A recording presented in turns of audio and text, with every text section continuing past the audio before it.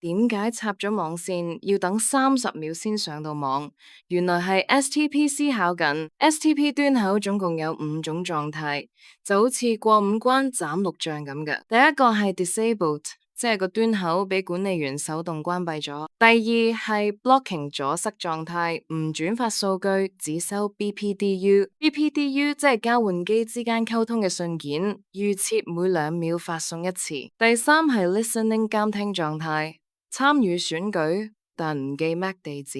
第四係 learning 學習狀態，開始記 MAC 地址，但未轉發數據。最後係 forwarding 轉發狀態，端口終於可以正常做嘢啦。由 blocking 去到 forwarding，要經過監聽同學習階段，監聽同學習各需要15秒，加埋就要等足30秒啦。所以插線上網，成個修煉過程搞到你要等30到50秒，呢個速度喺現代網絡太慢啦。